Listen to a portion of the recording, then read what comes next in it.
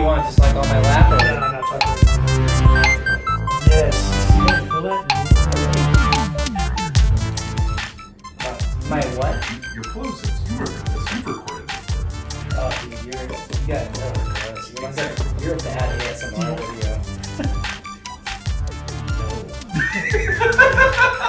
Do you want to hold this? You want to hold this? Are you going to have one? I have one of these. No, it's okay. Well, I can talk to the microphone. It's not super wet. There's like... It's pretty wet on the mic. He's wet. Kind of moisturize No, it. the only tag. Oh. Alright, well here we go. I'm going to play a little Jimmy, and then right after you hear that music, I'll do my intro, and then we'll have a little conversation. Cool, man. That's it. You just one. Monster. Oh, yeah, get it.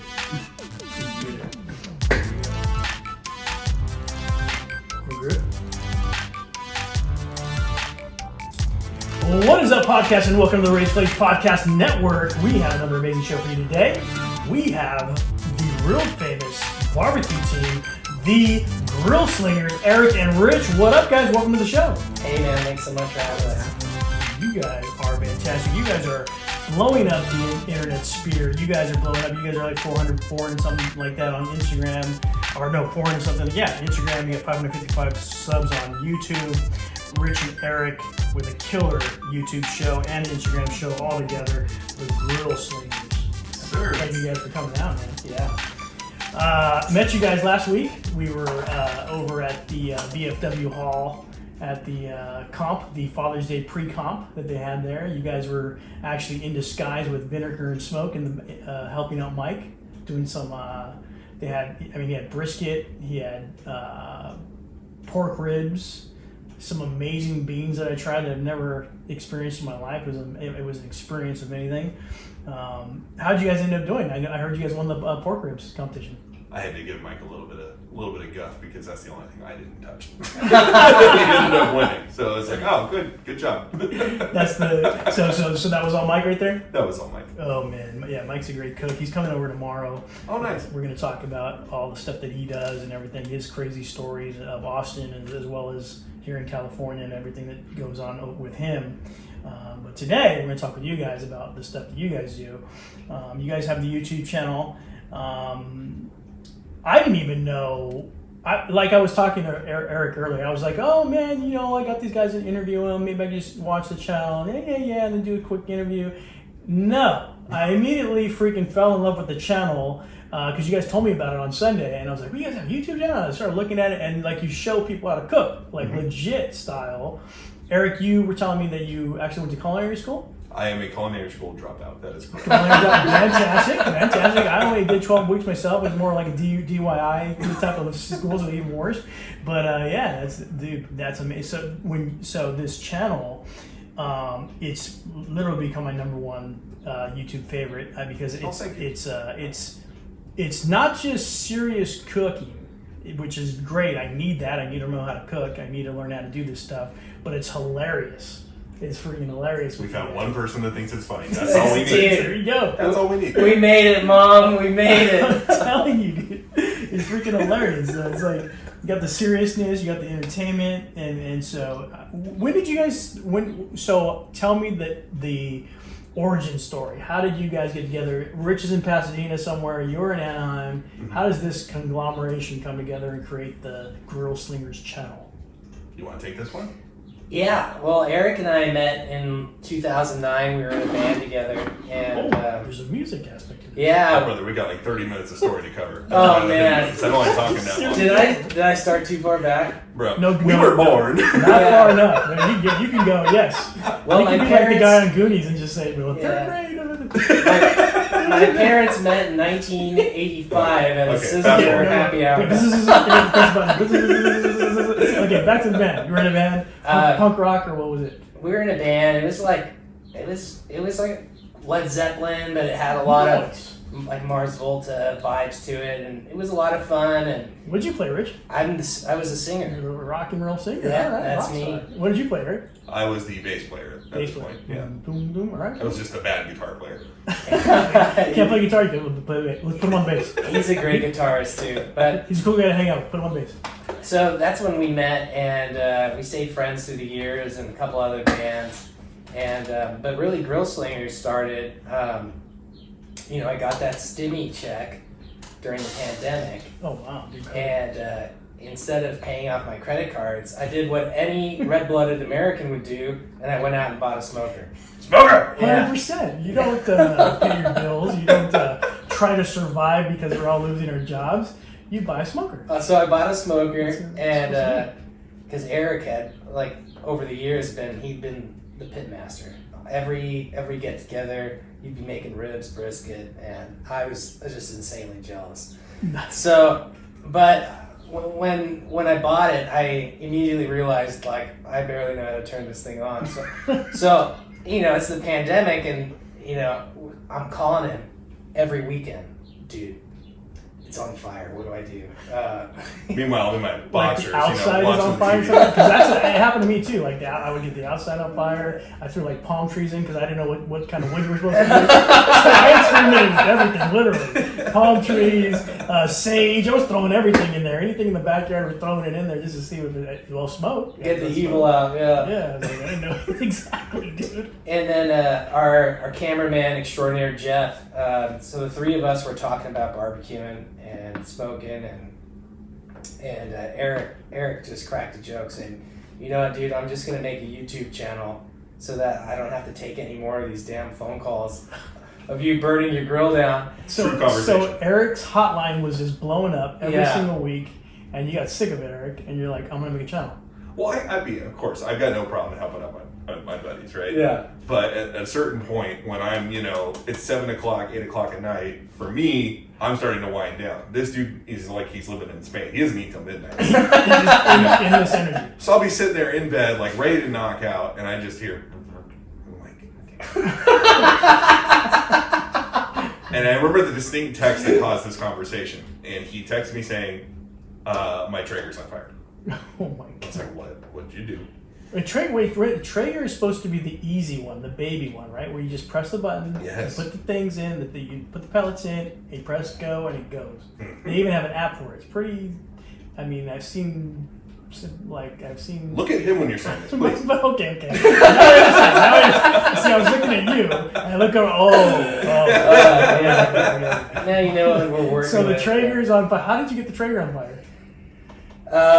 Well, basically, I just didn't clean it, and then it was for my fiance's birthday.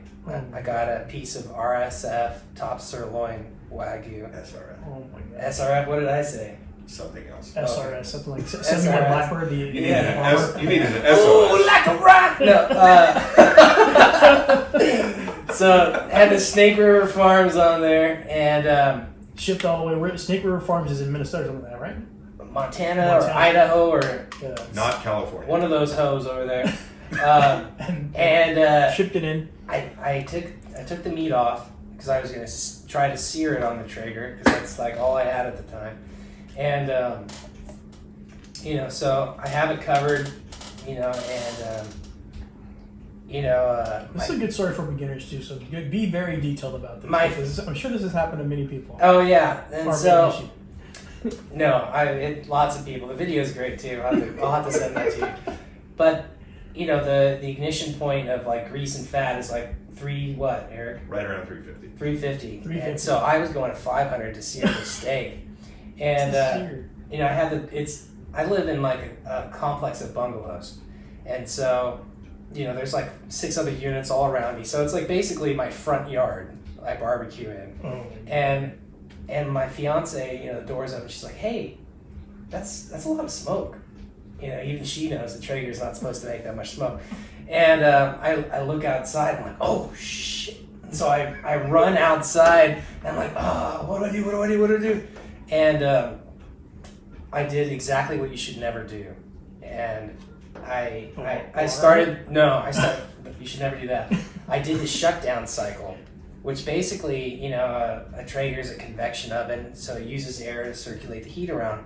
And when you do the shutdown cycle, the fan spins at max speed to blow the fire pot out. With a grease fire, I don't know if you've seen what's that movie? Flashback? Backdraft, yes. When you introduce a bunch of oxygen into a fire and then open the door, fireball. And so basically I did that and opened it up and boom, like instant fire everywhere. And I unplugged it, which is what I should have done first. And then I called Eric and said, Eric, he's like, well, what's up, dude? I said, my Traeger's on fire. I said, what do I do? Do I call the fire department? And he's like, just keep it closed and give it a couple minutes. If the fire dies down, then just keep it closed. It'll be okay. And was fire like coming out of it? Like when you close it, was like fire coming out of it, or was it staying kind of contained? It was contained. You have very little room for air here. You're at an apartment-ish place. Yeah. There's probably a certain front area backward, but like even if you put your toys on the other side, neighbors get pissed off. Your neighbors are seeing like flames and smoke. They just tripping out. Like what's the heck? Well, it also so it's like 11 p.m. So like I said, midnight. Yeah, the whole neighborhood is filled with smoke, bro. Like it's like in Rosemary's Baby or like The Exorcist. You get the lamppost and it's just the whole block, bro. Smoke out the whole block, and nobody called cops or the fire department or anything like that. So I had to let it burn. But luckily, I didn't put the nice Wagyu back in yet. It was because it was still preheating. Oh. So I finished it off in the oven, and we still had it. So you were able to save the dinner. Oh, that's man. the most important. Not that you saved everybody's life in the complex, but the dinner for your fiance was saved. Yeah. That's what I wanted to hear. That's a love story. It's a nice ending to a beautiful story, Rich. Yeah, and that's how we all got cancer. The best part is his ring cam caught all of this. Oh, you have a video of it. Oh yeah, the full video. Did you put it up on YouTube? No. You probably can't do that. Yeah, get a quick letter from my landlord for sure. You're out. Oh my god, that's crazy. So you light the Traeger on fire. Was it usable after? Or yeah, cleaned it up, fired right up. So I was really happy about that because it was like the third time I used it. Yeah, Traeger's expensive. What is the minimum? Is like $700, and there's some more 1,000. Yeah, 3,000 now. 3,000. That new XL that they have, yeah, is like $3,800. $3,800. What does it do? It like sucks the food out of your hand and then. That would be amazing. That's really what it should be doing. Yeah, for that price, jeez. But it's got an app and all that, right? Yeah. So it makes it easier for people that they can just set the temp and go. Yeah. They can walk away. It's not like a stick burner where you have to watch it. It's got the built-in, like the meter Bluetooth probes, because Traeger bought meters, so now those are built in with the software, and it's got a new grease trap system, so it's not, you're not like, because anytime you move your Traeger, that grease bucket's like dangling off the side, or you have the grease. The grease is just dripping out. It's just so the pushing. tray's all built in all the way across, like across the bottom? It's underneath. It's really cool. Nice. And it also has a induction burner attached to the side, so you can sear on a cast iron or. It's a really expensive way for people to call you a pansy. Yeah, it's really honest. Exactly. Oh my god, that's crazy. But so stories like that are what he was dealing with, and then. Not from him, like pretty much anybody who I met that found out that, hey, I've got a smoker in my backyard.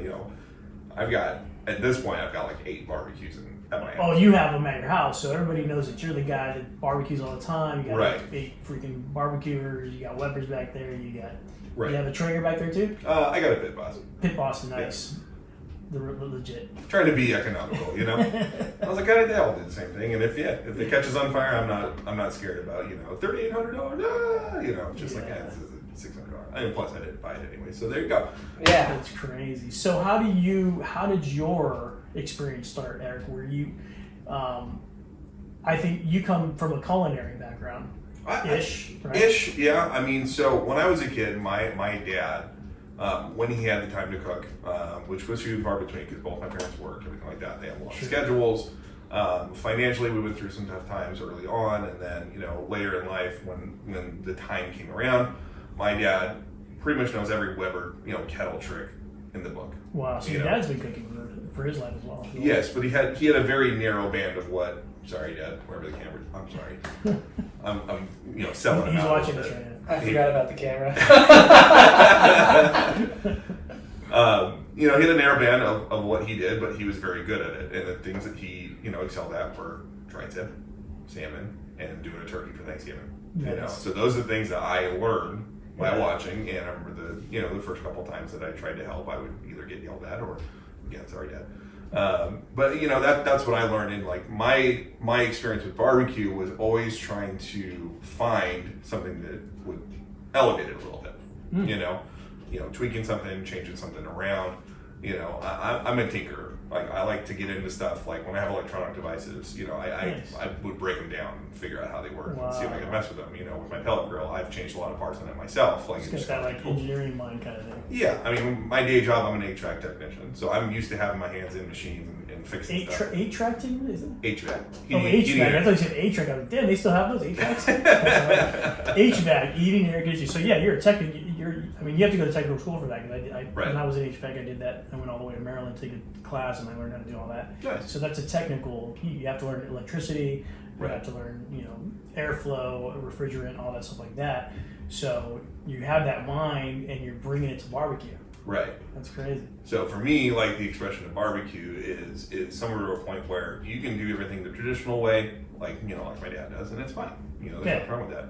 You can be on the complete other end of the spectrum where you're doing stunt food and you're just doing it, to get likes on Instagram, and that's cool. Like when you guys torched the steak the other day. 100%. That was awesome. 100%. That was actually a lifelong dream of mine. Dude, that was the best thing I ever saw. If people like it, great. I loved it. And it was fun. One off the bucket list for There you sure. go. Nice. Yeah. There you go. But does that really accomplish anything? No, other than left, right? But to me, it's like, okay, like you can just make food that tastes good. That's all I care about, right? And the thing is, in order to navigate that path, you've got to tinker. You got to change things here and there and figure out what works. Yeah. And Grillslingers really started as a way of, people would ask me questions. How do I do this? How do I do that? Here's how I did it, right? Make a video. And I'm not a professional cook. I don't own a barbecue restaurant. I don't do catering. But, out of a backyard, some of the best cooks in the world do stuff out of their backyard. 100%, yeah. They start out of the back, like Arnie Tex, Arnie Tex, I had him on the show. Yeah, I listened to that one. That was a great interview. Yeah, dude, it was awesome. It was awesome to have him on the show. He's a great guy, and a great, well-respected chef, barbecue pit master. For years, he's been in competition. He's been winning multiple awards. And what I like about him is he brings it down. Because a lot of these guys, these super pit masters out there, they're up in the clouds somewhere. And some of us can't even touch. Like, no, you got to do things a certain way, and it's only got to be Traeger, it's only got to be a pit, it's only got to be this. Arnie brings it down to like it's just got to taste good. Exactly. And I think that was the point he's making. I think that's kind of the way where you come from. Yeah. What was it? What was the idea for the time that you went to culinary school? Where you started really getting into food at that time, or like what was the thought behind it? It was a drive. I enjoy cooking. I think at this point, obviously, I barbecue more, but there was a point where I would stop eating out and just cook at home. Nice. Much to my wife, she loved it, right? Yeah. But it was from a standpoint of like, I'm a picky eater. It's not that I am picky about the foods that I eat. I'm picky about things like texture and like certain flavor and sear. And I will sit there and look at a steak that costs $50 from a restaurant and be like, this could have been better. I could have done that. Those kind of things. And it's like, well, why am I paying $50 when I can just buy the cut for like $15 and cook it myself? Yeah, that's where I started. When I started cooking a little bit, it was like, it's not that the stuff is bad out there. It was more like I had a certain weird, like I wanted a certain taste, like in steaks or in potatoes, maybe for instance. It wasn't like you couldn't find good stuff out there. It was more like, I guess, like I saw my dad like cooking roast and jabbing them with like garlic in certain areas and like doing things differently. And I saw a lot of open fire stuff when I was a kid, and then watching a lot of people like the Argentinian style people. Just wanted things to taste like different, I guess. And Right. and how are you gonna like do that if you're sitting at a restaurant and you're like, hey waitress, can you tell the chef to go do this? He's gonna probably spit in your food, maybe come out in the back and punch you in the face. So it's like, well, I just better figure it out myself. So it'd be like me and my son would be in the backyard just like trying to cook wings and stuff like that, and just learning.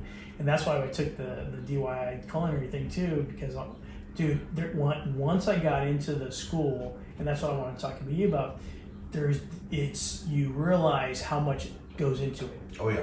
Like there's little tricks. It's like being an auto mechanic. Like you can change your starter, but it may not come out perfect if you don't do it like the guy there. You might miss a washer here and there or something like that. Right. Same thing with cooks. If you can render oil a certain way, you can render fat a certain way. You can mess with salts. You can mess with different things and different tricks.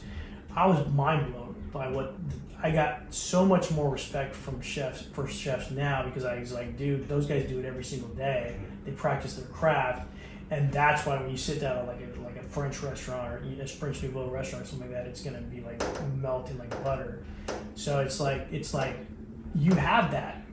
You have that because you have that experience, and you're bringing that to the barbecue thing. Do you think that those things kind of helped you? Absolutely. I mean, so, going through the culinary experience I did with school, and then one of our close friends, his name's Alex. He has an Instagram. It's called Ramen Teose, right? Is that What? I think so. He's down at Ramen Shack down in San Juan Capistrano. It's a pretty big ramen shop that used to be a pop up. It's really popular. Oh damn! He was a good friend of mine, and he really kind of pushed me and encouraged me to get really serious about cooking. You hear the old phrase of like, hey, don't half-ass everything, just whole-ass one thing. And that's something that I've always kind of taken heart in everything that I do.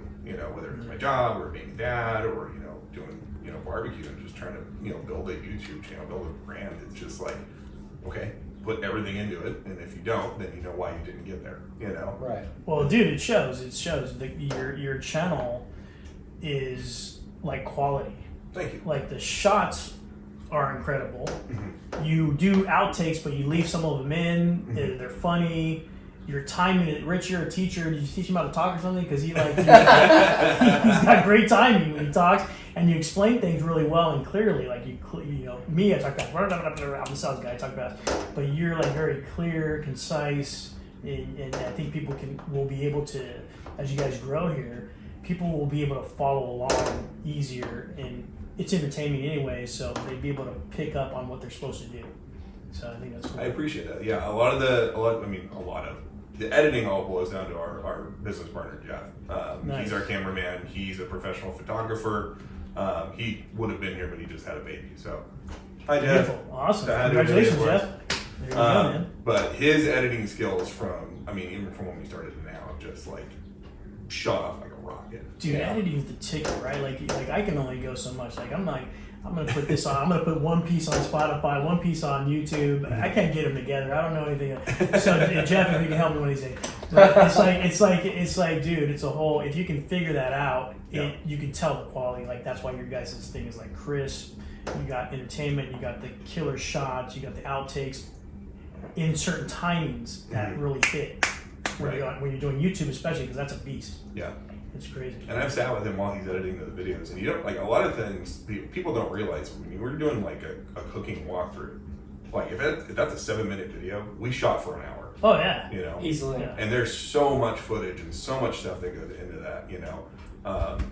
When we set up, it's on my patio at my house, right? We built that backdrop. We set it up every single time. Yeah, dude, I saw that. That was cool Yeah. to see like the beginning stages where there was nothing in the back, just like a door. And then like now it looks all pro legit, like barbecue. It's got the branding. It's got the brand on it. Yeah. That's freaking awesome. My wife was actually the one that put that all together because she's like, Nice. hey, if we're gonna do it, let's go hard, Yeah. So, and I remember when we were discussing how we wanted to put it up, she just kind of, because my wife's again in the business, there's 4 of us. She kind of just looked at me and she goes, I'm just gonna do it. And I was like, okay. Is that who's Natalie and Liz? Is that them? So Liz is a former business partner of ours. Oh, okay. She's no longer involved, but Natalie's my wife. She's our Nice. she's in the business as well. Cool. That's awesome. How many kids you got? You mentioned your Just kids. one. Too. Awesome, beautiful. A girl, boy. Boy. Awesome, beautiful. That's awesome. So Natalie's in the business. She sets up the thing. That's freaking awesome. Yeah, it's like a pro legit team. Like you got a full team. You got Jeff. You got the wife doing it. and then you got Rich. Yep. Comic relief. Comic relief and bookkeeping. Yeah. Bookkeeping, oh yeah. Yeah. He's the math guy. Here we go. The computer does the math, but I do a lot of our. I just You put the numbers in the right place. Yeah, I do Sometimes. a lot of the business filing and the the legal stuff and yeah. So that's kind of Dude, that's important too. Yeah. Because I- that's the business yeah. side of things. You gotta I keep have- yourself straight. I have a business management background. Oh no way. And so If you can't do something well, find somebody who does. yeah. Yes. That's been the secret to what we're doing, because we all have very good skills in particular areas. Like you put QuickBooks in front of me, I'm gonna be like, Oh, dude, you What do I yeah, do? what the? you give me a camera, give me a Yeah. brisket. All right, we're good. Exactly. That's crazy. That's all, you got a great team. So you got the voice, you got the comedy, you got the accountant, you got Natalie helping out, Jeff's doing the camera work, and it's coming out clean. It's awesome. The whole real time. It's crazy. I think. Well, I want to ask, like, Rich, talk about more about how. So so it comes together. Basically, you're doing videos to kind of help people because they're fiddling around with a smoker, they're not figuring it out, and then they're calling you all the time when you start doing videos, and then is it helping your hotline there? Is less people calling you? Are they actually watching the videos, or what's going on? More people are reaching out. Now people are calling you even more. It didn't work. We were tossing out an idea of setting up a Patreon where if you got to a certain level, then you had a phone number line that you could call. Yeah. 24/7, we would answer. Then you get to call. Like, you get to a certain level, then you get to call you. Exactly. Oh man, that's awesome. That's crazy. Oh man, that is awesome. Really, what you touched on earlier about the pit masters being up in the clouds, like that's really at the core of Grillslingers, like our ethos. It's on the back of our shirt. Good food, good company. Doing barbecue justice. It was really to, I am the target audience. I just spent some money on a smoker. How do I do this? These videos on YouTube are intimidating. We really wanted that experience of like, calling a friend. We wanted the videos to come across like that. Like, are we helping people? Are we having fun? That was really something we wanted to incorporate. It's awesome. I think that's what's going to draw more people to your channel. Is you guys are approachable. I mean, even in person. Like, guys, if you ever get out to the pop-ups and see these guys in person, like, you guys are the first ones to talk to us. Like, we just rolled up, going to this pop-up. Everybody's kind of like standoffish, different. But you guys are like, hey, try this, and talking to us and gathering with us, and the next thing you know, we're talking to everybody. It's like you guys make the thing happen. Like, you guys give the good vibe, and it's going to come across on your channel. People are going to be able to listen to your channel without feeling intimidated. Mm-hmm. They're going to learn how to cut the tri-tip correctly, pull off the grade stuff like that. I'm telling you, I'm legit watching. I'm not just an interview guy. I'm legit watching this stuff. Speaking of which, I'm getting blown up with questions right now. Oh, you got the barbecue questions. Give us one of the questions. What's? Oh, it's more like a can you cater my son's party? It's from So you guys did your first catering event yesterday? Yes, it was over the weekend. Oh, It was an man. experience. Damn. How many people? 65 was the final head count. 65. That's great. That's a lot of people. Yeah. So how did you? So you guys were just. How long has the channel? How long has the channel been going on? The YouTube channel. YouTube's been live since May 6th, 2021. Yeah. Yeah, I knew the answer. I didn't want to seem like a dick. Sorry. You probably had to edit that out. My bad. So I can tell you when we incorporated as a company, but yeah, I don't remember when the first video went Same up. month, I think. May 21st is our legal birthday. May 21st. So yeah. So a year, a little over a year, Mm-hmm. and so the idea was just to do the channel. How did and you started helping out Mike. I saw you guys helping out Mike. Now this next thing, catering. How did this come about? People just started seeing you on the tube and they wanted to get you to cook for them, or what? How did it work out? So the catering idea, and this is something that we're still kind of mulling over, right? I mean, we're trying to keep it small and basically do it for family and friends, so that way no one calls it out. No. I will not call the health department. You guys can do it for me anytime. All right, that's good. But the idea was that the party was for my parents that we just did. It's their big 60th birthday, 40th anniversary. Let's just mash everything into one party extravaganza, and it was you know, looking around and going like, do we want to get a caterer? Do we want to do this? And I was like, well, why don't do that? People already like are about, you know, anytime that I've cooked for a party or anything like that. So we'll just do it. And I, you know, was talking with Mike. He's a good friend. And just, you know, saying, hey, can we borrow your trailer, please? Thinking that I was going to get shut down, like 100%. He's just like, oh, yeah, no problem. Yeah, I'll get you this, get you that. Hey, do you need charcoal baskets? Do you need cameras? And I was like, I need everything. All of it. I need everything. So pulled it over to my dad's at like, you know, on Friday, just cooked overnight. It was our first, well, not my first, but our first overnight cook, you know, together. And man, I'll tell you, I have respect for anybody who puts up with an overnight cook for that many people. Yeah, because that was an absolute mission. What did you guys do? Did you guys do tri-tins, briskets? What did you guys do? So we did brisket, we cooked 4 of those. We did some spatchcock chicken, nice. 12 of those. 12. Yeah, that was fun. A couple pork butts, ran those on an offset with some lump charcoal and some hickory, and you know, just started cooking at 10, finished up around 2 in the afternoons, or you know. Dang. I mean, yeah, and those all have different timings. Like They have to be watched different times. And crazy, and different finishing temps as well. So it makes you just, you gotta like write things down, right? Or just all in your head. I had my times of when I needed to kind of pull everything and knowing when to go, and you know, we use those meter probes because I mean, anything where you can get that ambient temperature and the internal, I mean, that's a game changer. Hell yeah. You know, because I'm a metric guy. Like when we're talking about like, you know, even just a YouTube channel, going like, we've added this many subscribers, we've got this many views, and like everyone's just like, okay, cool, dude. Data. Cool. You're data. But I'm a nerd when it comes to stats. So like being able to watch the cook, watch the temperatures fluctuate, and know that cool, we can go check this and check that. It was fairly straightforward. The challenge was just staying awake at that point. Yeah, that's the thing. When you probing everything is cool. You get the screen there, and you can walk away.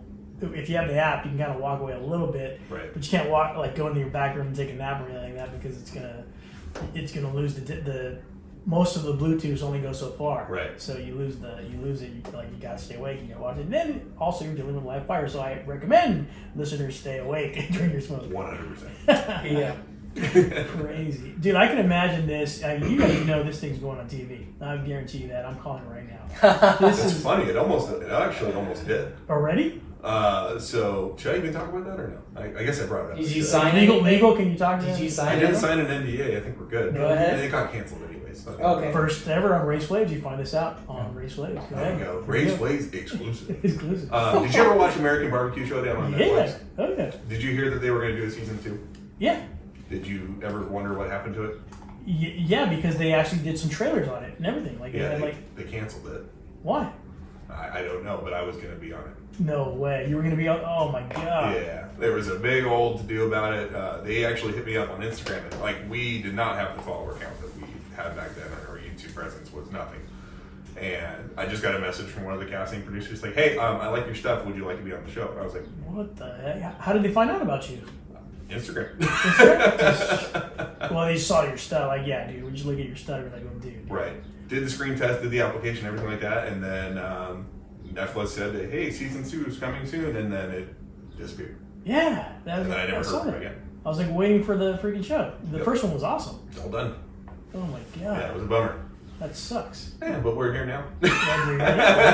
Well, I mean, and it's not almost famous, it's going to be famous for you. Thank you. I can tell you that because the show, the YouTube's great. It's got great timing, and it's already done. Like for me, you know, I got the voice, I got the golden voice. I'm pretty good looking, but for you got the whole thing. You got the voice. You got the show's already done. All they got to do is grab it and put it in the studio. It's like cookie cutter for them. Mm-hmm. You know what I mean? Your cooking show. They put a cooking show together of you like explaining how there actually isn't really a actual cooking show for teaching barbecue idea out there. Like, you know, like there's cool killer shows like the barbecue showdown and the barbecue the one you just talked about. What was it? American Barbecue. Yeah, that show. And there's Netflix shows where they go out and they you know, chef's table, or they go to actually see barbecue. Wonder if a simple how to do show would do well. I think the only one that I saw was Aaron Franklin when he did that PBS series. Oh, Right. nice. He has a Yeah. PBS series? Yeah, it's from like I think like probably like 12, 13 years ago. Oh, damn. Back when he was, he was big, but he was still under the radar a little bit. Oh, man. Franklin's like he's my barbecue Jesus. Genius. He's the genius. He's the genius. Barbecue cheese. He's legit. Right, and the thing is like, I mean, have you been to Franklin before? No, heck no. That's Okay. that's in Texas. Yeah, why get your ass over there? I mean, when I first started, that's the guy I went to. Like at first YouTube, I was like, if I'm gonna learn how to do pulled pork, I want to watch that guy do pulled pork, Texas style, like the way that guy did. Yeah. So last year, I made it a point for me and my wife's anniversary to go to Austin, Oh damn. and we did a barbecue tour. She wasn't very happy about it, but I was like, we're gonna have it every single day. And we're gonna go to 4 different places. We'll be there for 4 days. So Oh, we yeah. hit Franklin's, we hit Terry Black's, we hit Salt Lick, and then there's a place called La Barbecue out there that was just insanely good. Oh damn. But Franklin's was the first one we hit, and from first bite to last, it was just No way. again like the thing to explain about Franklin, and this is I feel like a lot of people can say like, oh, he's overhyped, he's whatever. It's super basic. No. That's fine. It's the execution that was what makes it special, right? It's not this like, oh, he's got unique flavors. No, he does everything traditional. It's just that good. It's you just know? salt, pepper, garlic. Sometimes, right? I think it's a little. Well, maybe it's more a than little that. more, but it's the technique, right? It's Yeah. it's the everything, like the fire, like the stuff he shows is like, you know, fire control, Yeah. things like that. You know, watching the smoke, how the smoke should look, when to wrap, when to not to wrap, possibly. You know, all the different little details are going to get you there. Exactly. That's what I like about stick burgers in particular. Is like you have to. It's almost like an art form because you have to watch every single aspect. You have to watch the ambient temperature, the internal temperatures. You have to prep it a certain way before you even put it in. You got to watch your fire. You have to build your fire. Watch your fire from its infancy as it grows, and they control it the whole way. It's an art form. Yeah. It's crazy. It's crazy, and that's what you guys do. Yeah. We definitely try. That's awesome. That's awesome. Anything else? Anything you guys want to promote before we sign out here? I mean, not really. We're on a little bit of a YouTube break, even though we're talking about it. We're waiting for Jeff to get his daddy shoes back off. Oh, okay. Kind of get back on, but we got some big stuff in the works. We're looking at catering. We're looking at getting ourselves our own trailer. Also looking at launching a couple product lines. So Yeah. check us out. Do you guys have your own like rub or something like that? It is in development. Nice. We got You a heard it couple here. things bouncing around. Yeah, if you need help, message us. Absolutely. We're not liable for any accidental fires or food poisoning. But That is we awesome. will help if we can. Yeah. Any questions? Feel free to say that. We're on TikTok, Instagram, Facebook, YouTube. You can message us on any of those. We have our own website. It's just grillslingers.com. Grillslingers.com, perfect. And the merch is on there and everything like that. Merch is Shirts, on there. hats, chunklas. Yep, chocolates Nice. are on there. Every recipe that we've posted on YouTube is on there with a walkthrough as well. Recipes are on there too. Oh, sweet. Yep. Hell yeah. So, if you ever have a question or want to figure out how to do something, just reach Come, out. come for the laughs and stay for the food. Yeah. Ooh, we Nice. should put that on a t-shirt. That was, dude, they put that on the shirt. That's perfect. Great way to end the show, Rich. Great having you guys. Yeah. Eric and Rich, the Grillslingers. Check them out on Instagram, TikTok, and YouTube. Follow them, grillslingers.com, for all the merch, all the recipes, everything they do for you guys. What did you say? Come for the laugh, enjoy the food. Come for the laughs, stay for the food. See, just like that. Guys, have a great one. Thank you for listening to the Race Place Podcast Network. Don't be afraid to support us with just $1 a month. You can click on that support channel. We would love that. We would love your support. And thank you, number one, just for listening.